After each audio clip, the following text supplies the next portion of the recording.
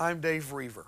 For the next hour, we're going to be presenting to you on video some of the most bizarre and unbelievable things that we have ever presented through television efforts. In my lifetime, I've known some war, and in my lifetime, I have seen some of the bizarre. I've known suffering, but I've never known of the bizarre. I've never known of suffering like you're going to hear about in this video. And I certainly promise you this, it is war. I also think you should know that we accept responsibility for saying up front that what you're going to see and hear is terrifying. I do not want to be responsible for allowing children in the room who are not prepared for this. Parents, please pay careful attention and do as I ask. Please don't allow children to watch this video alone. Today, we are compelled to tell you the truth, the whole truth, and nothing but the truth. So help us God.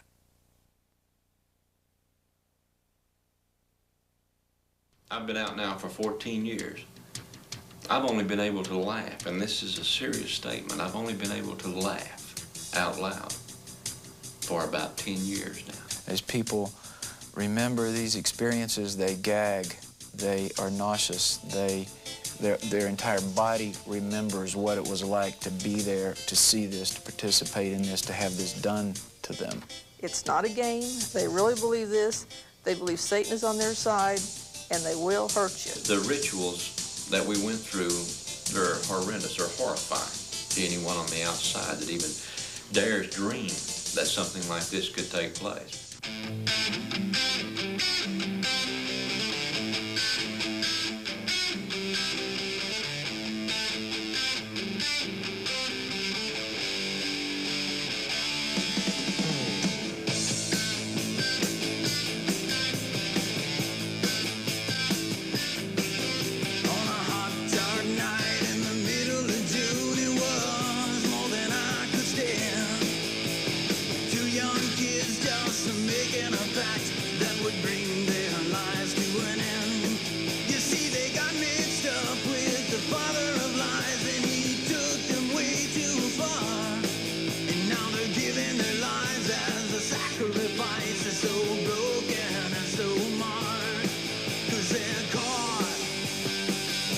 Satanic Web,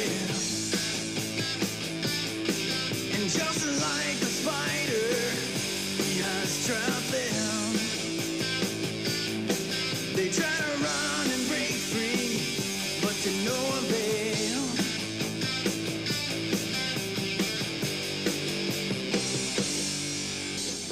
The darkness of Satanism is spreading rapidly today, especially among young people. We see the graffiti symbols everywhere. The evil influences bearing down on teenagers, in the music, and in their lifestyles. The dimensions of this phenomenon have become alarming. In this metroplex, it's my estimate that there's approximately 40,000 practicing Satanists in the metroplex. That does not include pagan organizations, Druids, Wiccans, which are of the right-hand path of witchcraft, not the left-hand path. Dabbling in the occult and its various aspects in this metroplex would have to be over 100,000 individuals. Now that's a conservative estimate. It's not going on in the schools to hear them tell, you know, they're wearing blinders. It's hard to get them to realize it's going on. The teachers are more cooperative because they will call. If they find notes or they hear something going on, they will call us. Our department is getting more involved in the last 8 or 9 months, because we've been getting calls from people that said, we didn't know who to report these things to. There was like 7 or 8 large dogs, Dobermans, Shepherds, that had been killed and hung in a circle, their heads cut, blood drained. And the guy said, well, that happened 6 months ago, but we didn't know who to report it to. 85% of the teenagers in high school in Western Europe have been exposed to hardcore Satanism. That's an unbelievable figure. Here in America, I do not believe those figures are that high, but I would venture to say that 40% of the kids. Most teens involved in Satanism are dabblers. They wear the clothes, try a few rituals, and listen to the heavy metal bands. But some go further. Of these, the self-styled Satanists can be the most dangerous because they never join a cult. They are unpredictable and volatile. Sean Sellers murdered a store clerk for a thrill, then his own parents. Richard Ramirez, convicted as the Night Stalker killer, worked alone in the name of Satan.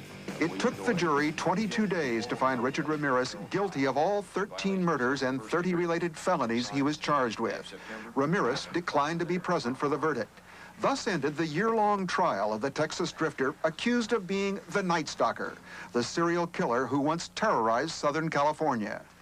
All but one of the brutal murders took place in the summer of '85. The killer was dubbed the Night Stalker because he broke into his victims' homes and attacked them while they slept, shooting, stabbing, beating them to death.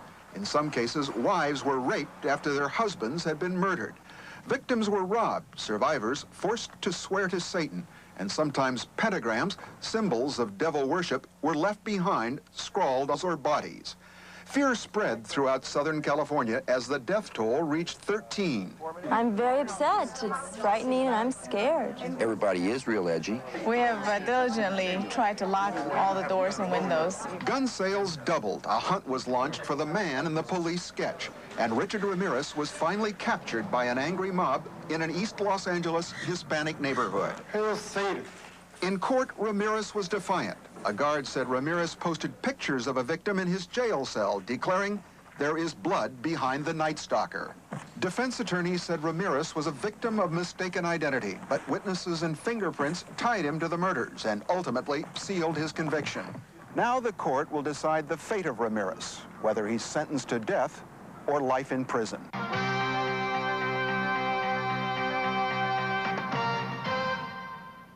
The man known as the Night Stalker has been sentenced to death in California. Richard Ramirez was convicted of killing more than a dozen people in 1985. Ramirez got his nickname because he often entered victims' homes at night, murdering people as they slept.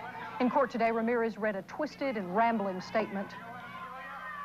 You don't understand me. You are not expected to. You are not capable of it. I am beyond your experience. I am beyond good and evil. Legions of the night breed. Repeat not the errors of Nightcrawler and show no mercy. I will be avenged. Lucifer dwells within us all. That's it. Today's sentence means Ramirez could die in the gas chamber for his crimes, but it carries an automatic appeal. Self-styled Satanists are volatile and frightening. But what of those who join organized cults and become what is called traditional Satanists? Teenagers recruited into these cults are told of the thrills and untapped power they can achieve through Satan, and they are promised drugs and sex. But do they know what really awaits them in the end? Once they get involved with this, they don't get out because they've taken part in so many criminal offenses that they can't just get up and walk away from it. They're trapped by their actions and they're blackmailed into staying in. Another thing is that there's a good deal of power. It's an addiction. It's an addiction to evil. We all understand. Let's take it to the practical. For the public schools, teachers and counselors that are watching, they understand addiction. They understand how an addiction will move from marijuana to cocaine. In my own family, we watched an addiction in my second son move from marijuana into a $700 a day cocaine habit that nearly killed him. He was putting IV cocaine in his arm every 15 minutes during the day. And he didn't just start that way. And these people are into an addiction as well. They start by reading the Satanic Bible, start by a little candle magic. They start by the Ouija board and getting in touch with the spirit. And they become addicted to the power. There are no motion pictures that have come out that truly show what happens. They don't show the terror that is in the priest's eyes and in his mind. They don't show that same terror in the high priestess, nor in the participants. The power that is derived there. I met with a witch the other day, a high priest of the Wiccan craft, of the craft. And he found out who I had been. And he said, that's a problem I've got right now. He said, I don't have the power to go against people like who you were. He said, Lord, he said, you people could light bonfires and never walk up to it. And I said, that's right. And he said, you could kill me with a thought. And I said, no, with a word. Is that right? I mean, yeah. That's the power that someone who has mastered, who has become an adept in the craft. Now we're talking about a traditional Satanist, not a non-traditional idiot that is playing at this, but somebody that has made this their life's craft. Recently, Dave interviewed Dr. Bob Sloan, a psychologist who's dealing extensively with people trying to escape the terrible after effects of satanic involvement. Each sequence is drawn by a specific person, and I think the pictures illustrate the kinds of things we're talking about. The pictures are also drawn by the patient as they try to remember and try to recall what's happened. So drawing becomes a very important part of getting out and being able to firm up the puzzle that they're trying to put together. So they draw these pictures as a part of their recovery. As you can see here, there are certain steps that are followed. It's not a random kind of thing that they carry out on a whim. There's specific steps that they follow in preparing a small child to be initiated into the cult. They have to do this in this case because the child has been chosen. Oftentimes a baby is chosen for some reason to be the next leader of the clan. In this case, there was a boy who was chosen, and his mother, who herself was a child who was chosen when she was a baby, who is now grown up, now she's an adult, she has a son, she's preparing him. As you can see, the elements he's considered special, and it's the combination, the introduction of pleasure and pain. Here you can see that she is introducing pleasure at the same time. While she's doing that, she's putting things, objects, maybe a pencil, maybe a heated nail, or some other object that would create pain in him at the same time. As this awareness comes to her, she is in torment. Looks like she's tried to rub it out. Yes. There's a part of her that said, I don't want to say this, I don't want to admit it. There's another part of her that says, yes, it's the truth, I have done it. How could I? I'm so bad, I'm so evil. My night of baptism and initiation, I was initiated by fire, both physically and spiritual fire. And the spiritual fire is, they summoned a demon forth, and it entered my body and set me on fire from the inside out, that I might know discipline and the power of the coven.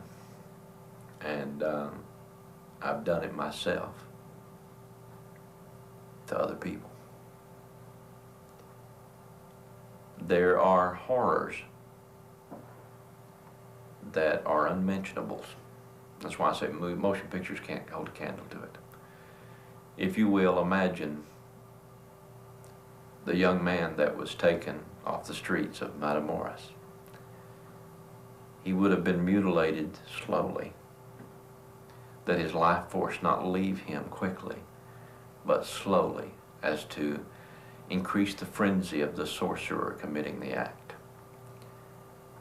So the greater the pain, the greater the suffering, the greater cries that he gave out, the greater the power derived from his life force leaving his body.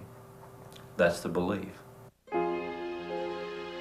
Some of Dr. Sloan's patients also speak of the terrors of Satanism. These pictures were drawn by adults remembering things they had long ago repressed, things done to them as children when they had been forced to take part in cult rituals. The following is but one example of a satanic sacrifice. This is a typical kind of ritual which involves the kidnapping of children. And in this case, you can see this ritual ceremony took place in a barn. Here are the bales of hay. It's an old barn. And in this case, you can see the cauldron, the boiling cauldron, the altar, the gold knives, all the elements are here, the robed members of the cult. In this case, the victim is a child, 4 or 5 years old, and the cult victim who drew this picture was still a child. And the sacrificial victims were, in this case, 2, a brother and a sister who had been kidnapped, and they had been seduced. And at this point, she reports that they weren't really scared. They'd probably been taken off of a playground somewhere and said, we're going to go have a birthday party or something. So they weren't scared. They're brought in ages about 7. You can see the cult leader here. These children are tied onto the altar. And there's also the beginning of bloodletting. So they've cut the boy some. He's starting to cry and she's crying because they realize now what's happening, of course, and there's screaming. It starts to happen. The member of the cult, the child member of the cult, of course, is watching. She's very scared. She's reporting and she's remembering that they made her do this and how bad she feels about it. But she can't help it. She's 4. These are adults. She's a victim in this process. As this ritual proceeds, you can see that there begins to be a lot of blood. You can see that the boy here is then cut open, again, along his chest, ripped apart, his organs taken out, and then he's dismembered. You can also notice that the little girl has lots of little cuts, and she's bleeding pretty profusely here from her groin area.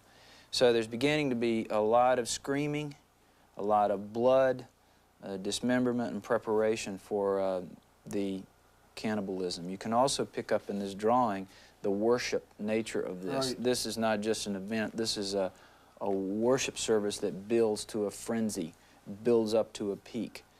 And this, of course, is, as this person wrote here, preparation for the human stew. Here, the brother is dismembered. He's already gone. He's in the stew. And the child member of the cult then herself is brought up to participate more.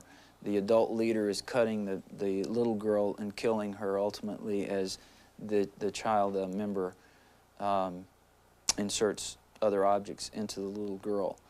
The element that's not really seen here but written in is the sexual abuse that always precedes the bloodletting. The members of the cult all sexually abuse the victims before the torture and the mutilation begins. This is where the power of pornography in our society begins to play its role. It's the introduction of the bizarre, that pornography begins to be a venting and a letting of urges, and once it starts, it's never satisfied. And pornography is just the introduction. It's the little door to open to the mind. Well, pornography, of course, is an addiction, and pornography, sexual stimulation, it stimulates the same part of the brain, the pleasure center, that cocaine stimulates. It's addictive. And, of course, sexual stimulation and the unfettered expression of sexual fantasy is a part of all of it. Absolutely not. Anything goes.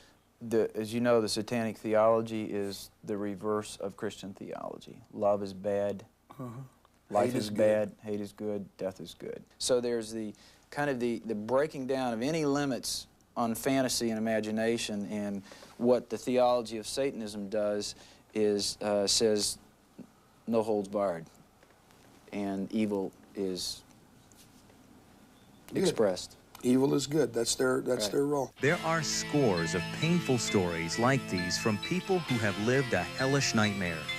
One of Dr. Sloan's patients tells of having to watch an actual crucifixion conducted at Easter time when coven leaders kidnapped a young man, nailed him to a cross, mutilated him, branded him with irons, and then threw him alive into their bonfire.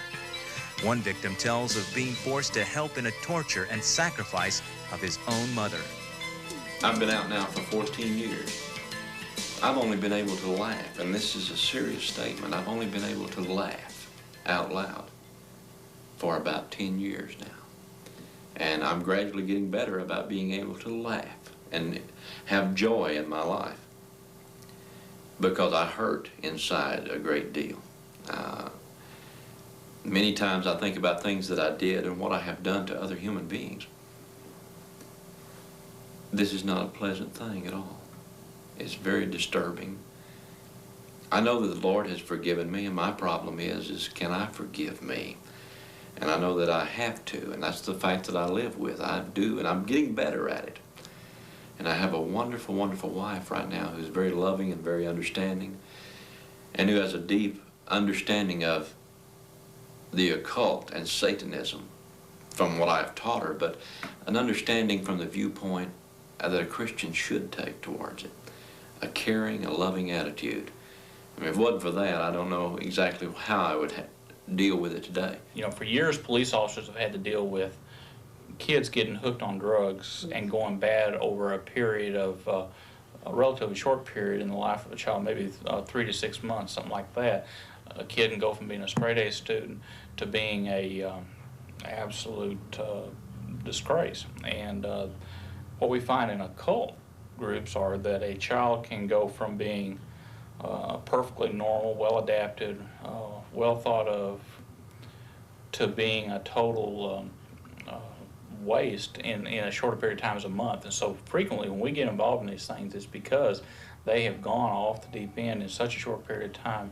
Have you seen some of these people come out of this? What are you seeing with some of these people now? Where are they in their development? We're seeing people in the process of, we've seen a real spiritual sensitivity with these people. They know there's a spirit world. They're very sensitive to that. And they, because they're with us, they've committed themselves to healing and a change in their life. It's a long, torturous process. It is not a quick fix. How can you do this to a child? A few people that have tried to pull themselves out of a group like this are traditionally females who are tired of giving up their children for sacrifice, something like that. But traditionally, the men don't get out very often. We do see situations where the kids get in, but because of free sex and drugs and the power and so forth, they ended up getting in over their head, and then they can't pull themselves out either. Dr. Bashir Ahmed is a psychiatrist dealing extensively with young people caught in Satanism. Here he gives a profile of the typical recruit. The kids who have difficulty at home, who are coming from dysfunctional families, where the bond between parents and children almost non-existent. These children are easily lured to the fantasy world, which they like it. They most probably like to read about magic, stories, fantasies, and they begin to live in this world. And when they see an opportunity to experiment something like this, they become very impressed. For example, for a 13-year-old going at midnight to a cemetery is a lot of excitement. His heart is beating very fast. He doesn't know what is going to happen. He has some fear. Now, non-traditional Satanists stem from anyone who might have a low self-esteem about themselves, someone that is an underachiever, is not an overachiever, someone who is not charismatic in their attitude. Most normally a child that is been turned off by school, been turned off by his friends. Satanists will approach him and they'll woo him in because they will become his best friend. And after they get him, he's hooked. Satan is at his most deceptive when he appears to be good. Such is the case with many of the occult practices in southern Louisiana. There, the tree tours, as they are called, are famous for their peculiar blend of magic, potions, folk remedies, and diluted elements of Roman Catholicism. We visited one tree tour who tried to explain some of his rather confused methods. The power is written in the Bible. The verses of the Bible has been given, and no matter where you take, what part you take in the Bible, Jesus said that he's given power to all. These candles are for if somebody's sad, somebody have tears, and they keep hearing things in their home. The spirit is not resting. And it's very simple to cure someone with epilepsy. Somebody that falls in these kind of fit, take your little needle, and hold his finger and just stick it just enough to draw blood, not stick it all the way we hit bone, just enough to break the skin. take a little bit of his blood and put a little sugar in water and make him drink of his own blood. Just a little bit, about 9 drops of blood. New Orleans, bustling city on the Mississippi with a rich and colorful history. Famous for its lively French Quarter, jazz, unique dining, and voodoo. Though most voodoo practitioners live in the swampy backwaters of lower Louisiana, some have set up shop in the French Quarter. One of the most famous voodoo houses is owned by Chicken Man, who recently granted us an interview. He turned out to be more promoter than magician. Why do they call you the Chicken Man? Well, I'm the voodoo king of New Orleans, and I do my voodoo rituals out in the bayou on my island. I use live chickens and live snakes. What kind of rituals do you do, or what is it supposed to do? Well, my rituals is mainly, I do those for healing and helping people, not hurting. That's the main purpose. And I do a lot of it, use a lot of it for keeping the kids off of drugs. You know, drugs is getting real bad now.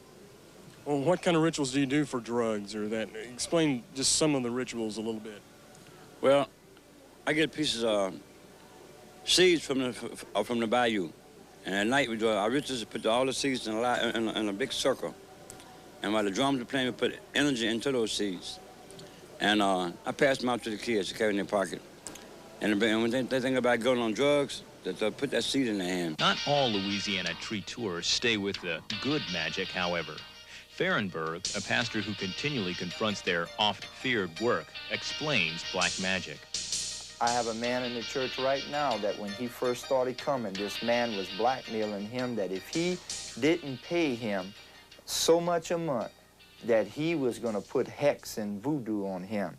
And this man was in such fear that I literally had to tell this man, to tell that man, if he did it again, I was going to the DA's office. That's what I'm saying. If the people stand up and let these people know that they're going to be exposed, this man quit blackmailing this guy when I threatened to go to the DA with it. Law enforcement officials are just now beginning to learn about cult crime and how to investigate satanic rituals. The slaughter in Matamoros helped to awaken the nation to a growing nightmare. Matamoros is not finished. It's the beginning. It's the tip of a very, very large iceberg. And we're going to hear more of Matamoros. And the lady that was taken into custody, who she claims that she had no foreknowledge of these events and did not participate, I would venture to say she fits the exact profile of being the high priestess of this cult, as well as being the one in complete authority and in charge, not the Godfather. He was under her direct command. I think that our authorities here in the state of Texas have somewhat downplayed and may have missed the boat with her.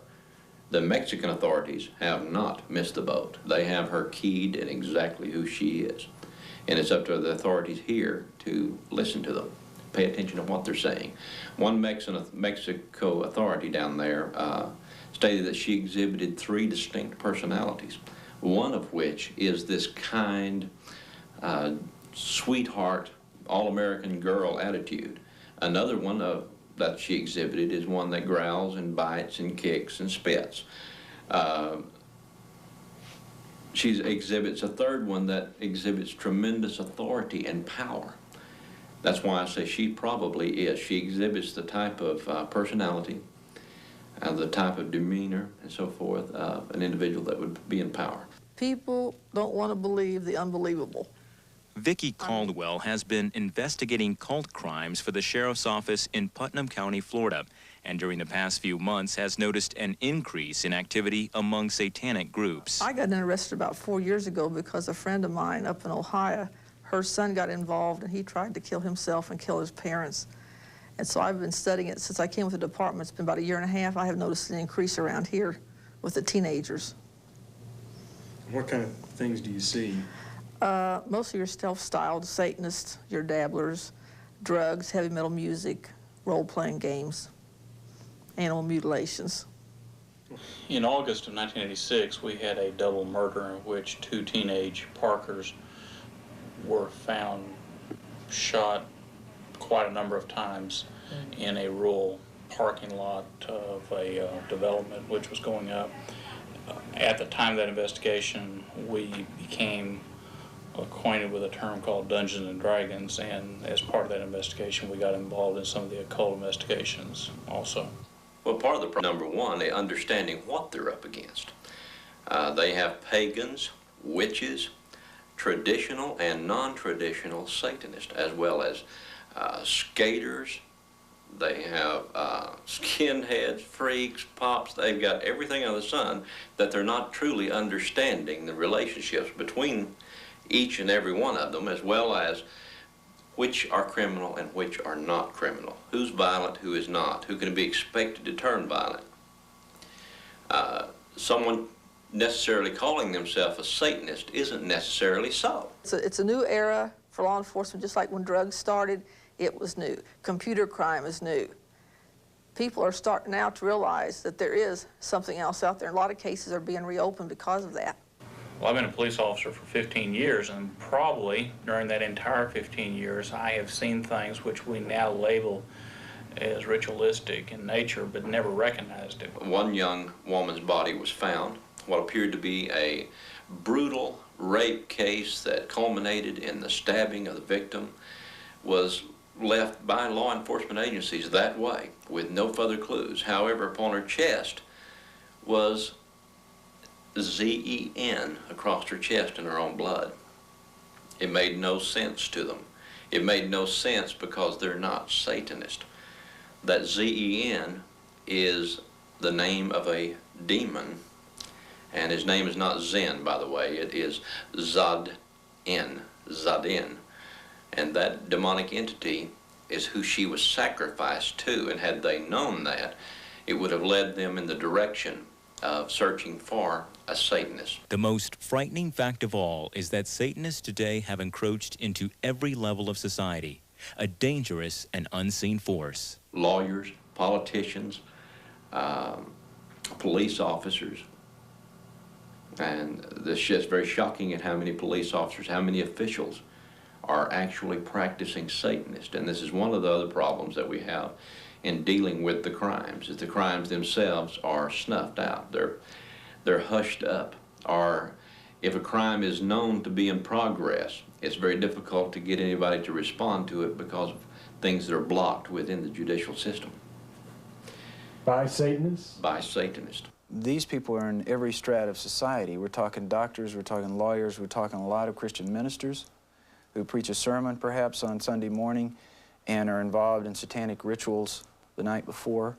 We're talking elders and Sunday school superintendents. I'm mentioning the cases that I am aware of. And as you've studied this yourself and read the literature, you know that people at every level and every profession, successful business people, psychologists, doctors, law enforcement people, are involved in this kind of thing. It's unnerving. We've had notes written about Satan on walls in schools. You know, that my God's better than your God and all this. We had one note, you're welcome to a bloodbath ritual. Be there at 11:54 for the gatekeeper of hell to appear. Bring your set clothes or black sheets. This is what's going on in basically the schools. Usually, it's very secretive. As far as the kids go, you know, they don't know anything, they haven't done anything. Parents usually think, my kid just going through a phase. Invited to a party, he couldn't believe that it had happened to him. Well, how could someone so nice and someone so cool really want to be his friend? You see, it started out just talking about power that comes from within. Soon pentagrams, satanic metal jams, and the evil to no end. 'Cause they're caught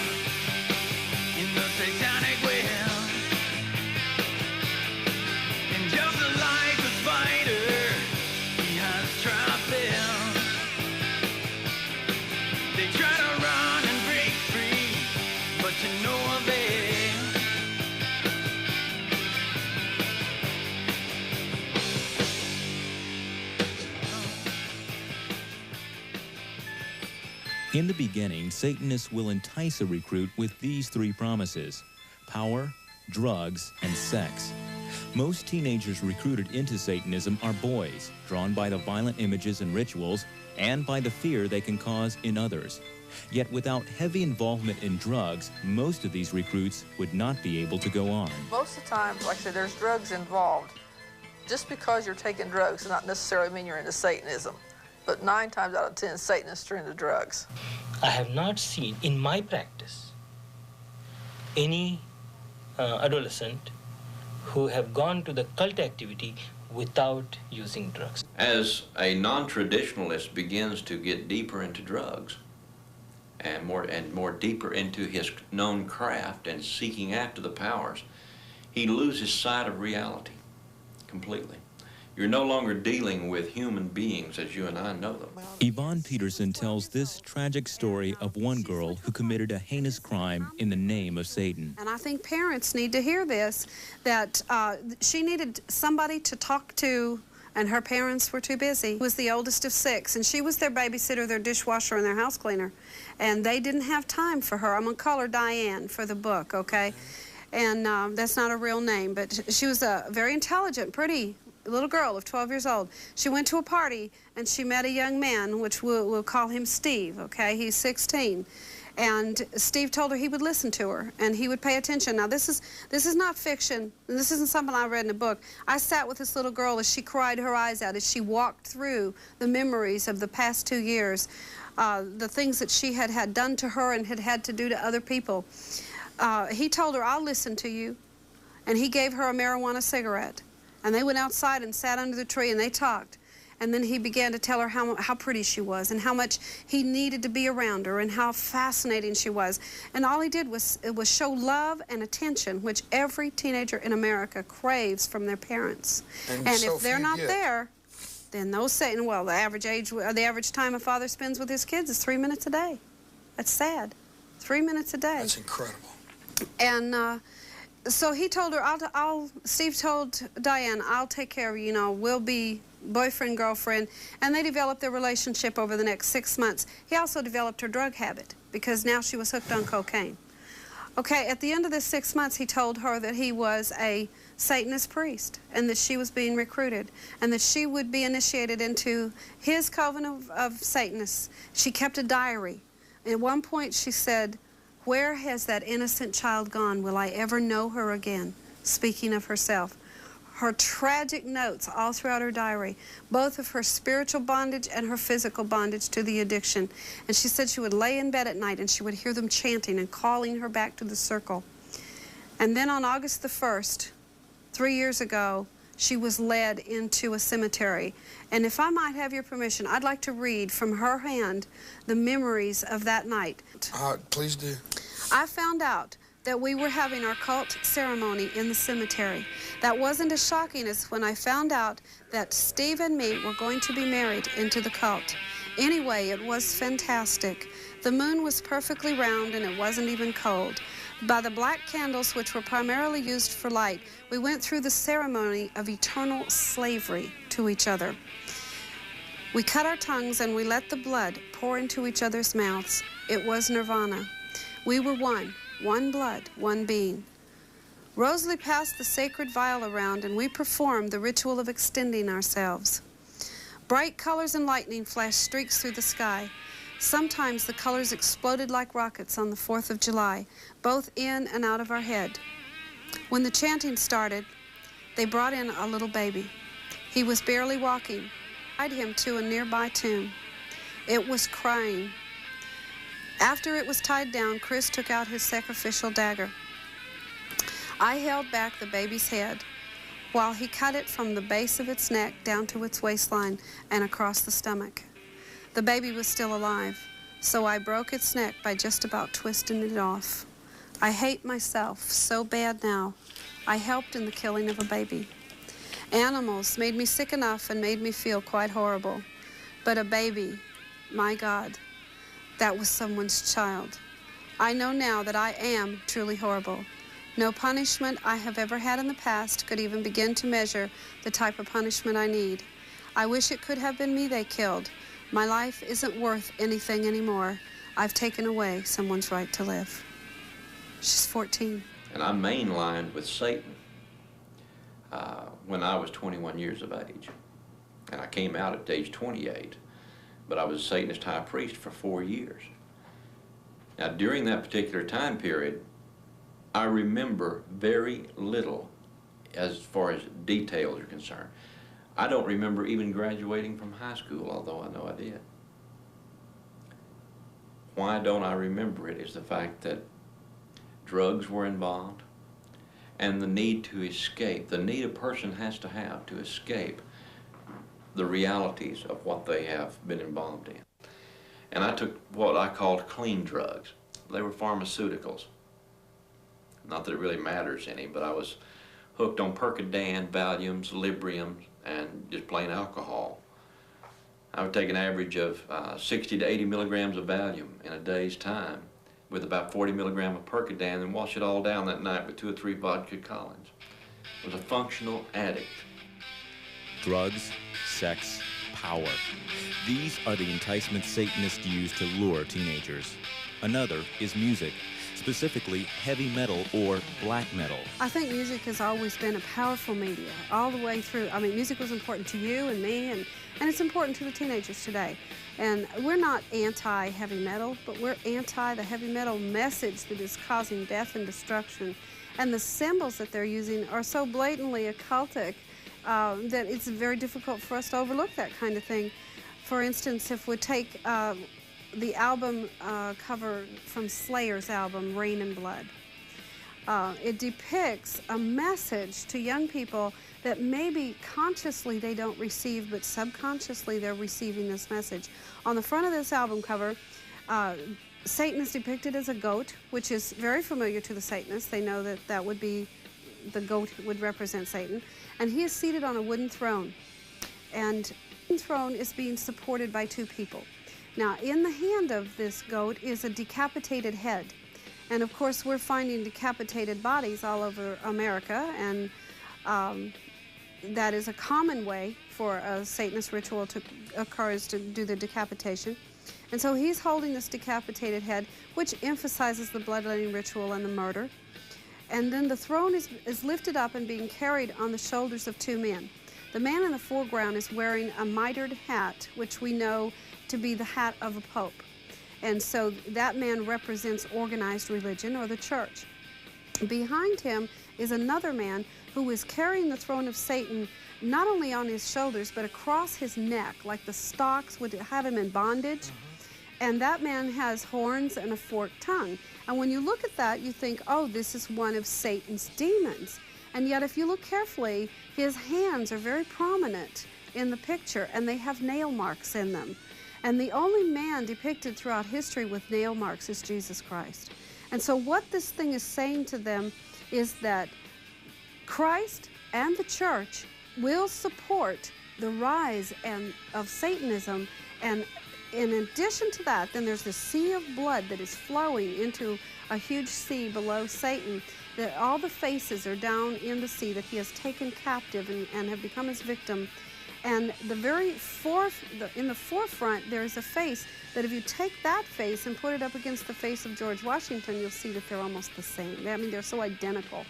And so what we're saying here is that Satanism is going to take over our country, and that it is going to be brought in and supported by Christ himself and the organized church. That is blatant evangelization and propaganda being shared with thousands of young people through music. I think the greatest tool to desensitize America has been media in general, whether it is television, whether it's toys, games, or whether it is music. They all have played an important part. They all carry a message, don't they? Absolutely. And of course, in the life of the teenager, the 2 single most factors that we see is music and a game called Dungeons and Dragons.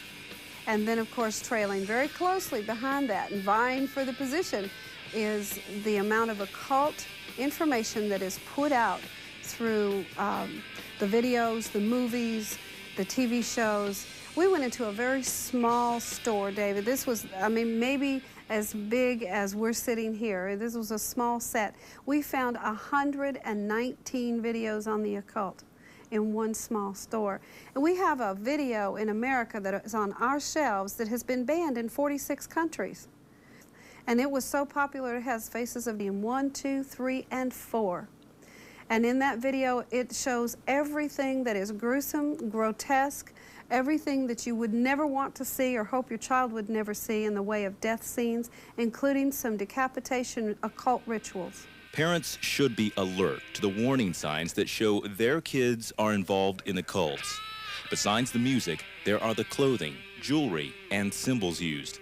There is the classic pentagram, worn inverted by the Satanist, the broken cross or peace sign, the inverted cross, the horned hand sign, the goat's head, the 666 sign, and many others.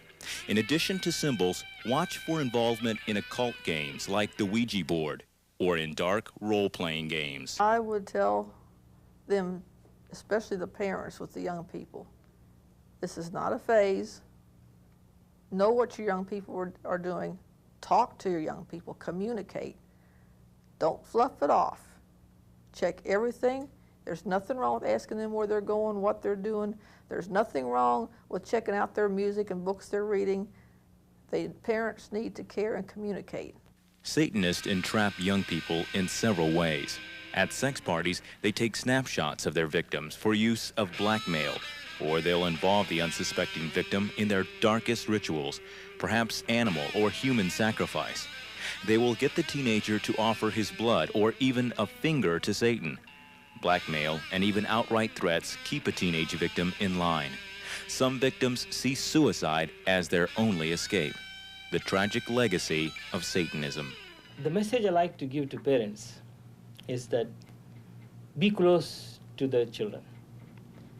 Understand them, talk to them, communicate with them. Always find a time where you will make a point to go to their room or sitting in the living room and talk about their school, their friends. 10 to 15 minutes each day is more than enough. Although everybody will surprise, 10, 15 minutes, that's all you're asking? Yes, because they don't talk even 5 minutes in weeks. So 10 to 15 minutes. That's first thing. Second thing is that at least once in a month, try to have a family gathering, not extended family, just 3, 4 children, have a picnic or go out somewhere. Half an hour, 1 hour. It gives them a feeling of belonging, a relationship. In addition to the personal involvement parents can have in their kids' lives, people can also work against Satanism at the community level. Many schools and organizations now offer seminars on Satanism. Some communities have gone even farther than that. Recruitment is a major part of Satanism, but it's one of the most instantly denied things. And yet it's such a problem that even on our public school campuses, now school boards are having to take direct action against it. I'm reading from the Carl Sandburg High School 1989-1990 Student Parent Handbook. On page 29, it deals with policy, and I want you to hear this. The Board of Education hereby finds that the presence of Satanism and related activities has surfaced in society and that such practices, when present or urged upon other students, cause material interference within a public high school district in that such practices foster anti-social values and attitudes and endangers the health, safety, and welfare of students. Carl Sandburg High School is the #3 school academically in the United States. It's in Chicago.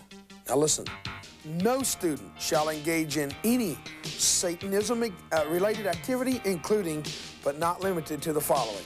Number 1, soliciting others for membership in any satanic group or participation in any satanic-related ritual or practice, inciting other students to act with physical violence upon any other person or living thing. Thirdly, they are not permitted to wear, use, distribute, display, or sell any clothing, jewelry, emblem, badge, sign, or other item which is commonly associated with the affiliation with or practice of Satanism. What I'm trying to say to you is these 3 areas of recruitment high school campuses, military bases, daycare centers. I'm most obviously connected with, first, the high school campus, and then secondly, the military base. My point, though, is that so much activity is now taking place that school boards are having to enact policies in how to deal with it. This isn't relegated to the big city of Chicago only. Here's something you should see from a town in our community, Arlington, Texas. Well, this Halloween, you might see a scarecrow in the halls of Arlington schools, but you won't see kids wearing scary costumes.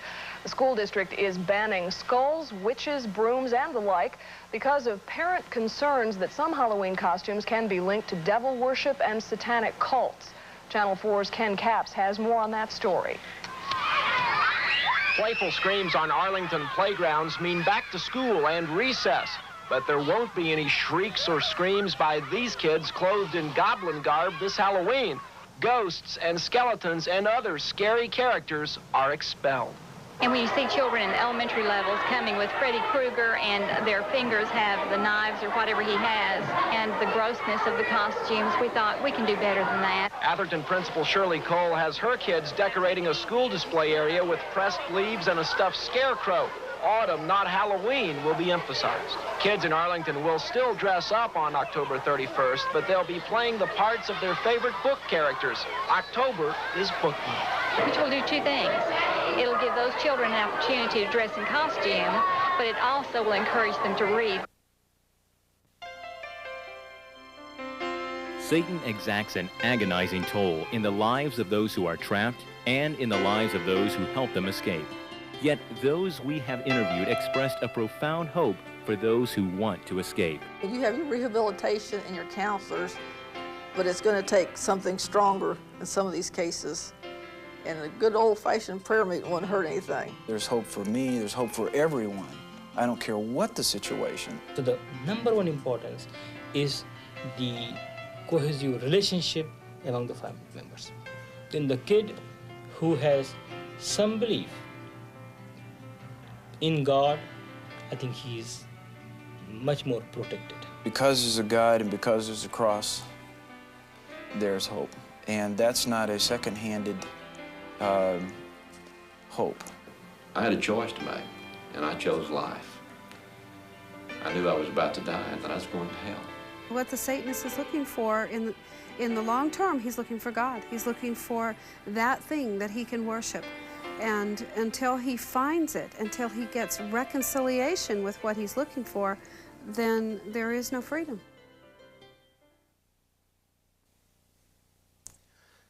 Recently, my brother asked me the question. He said, where was Satanism when we were kids?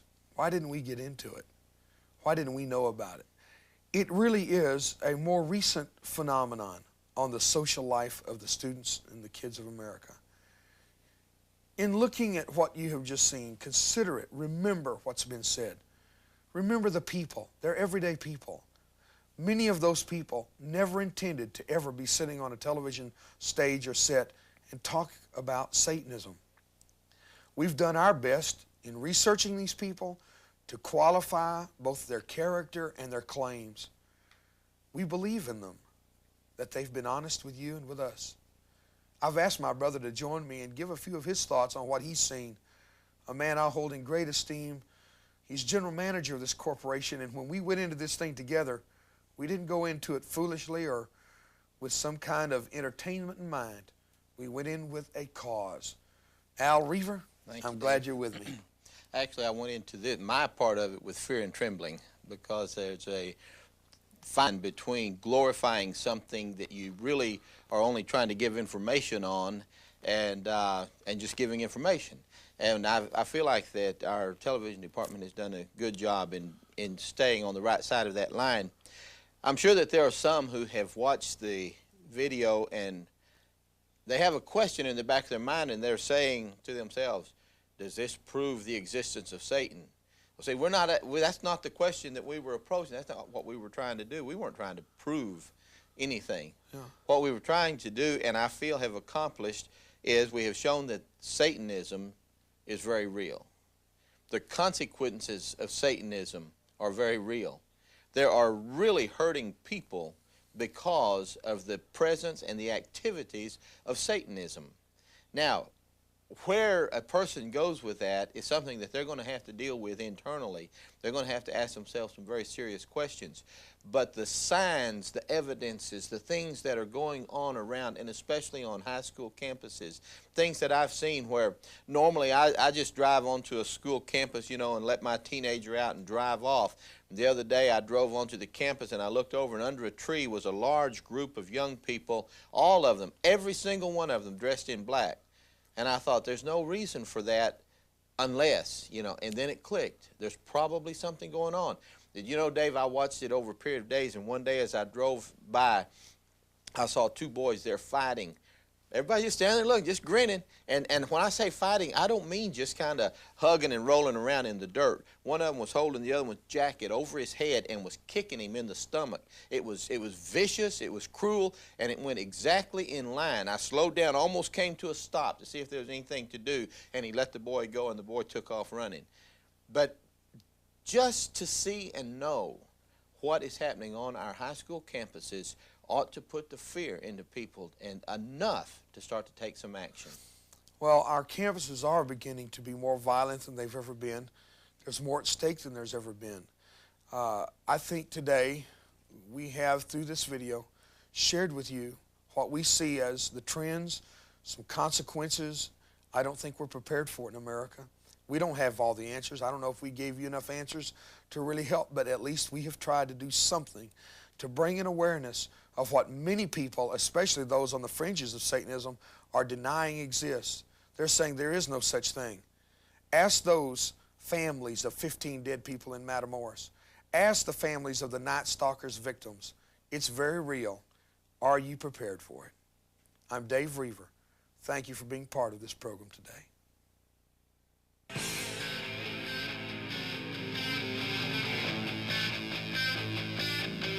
Pretty young girl in a strange new world of power and deceit. All the sex and highs of controlling life seem so exciting. But now she's one more two with a baby boy, and they are telling her the truth. That the purest sacred sacrifice is a child still living true. They're caught in the satanic web, and just like a spider, he has trapped them. They try to run and break free, but to no avail. And only Jesus Christ can free them from the living hell. And only Jesus Christ can free them from the living hell. Yes, only Jesus Christ can free them from the living hell.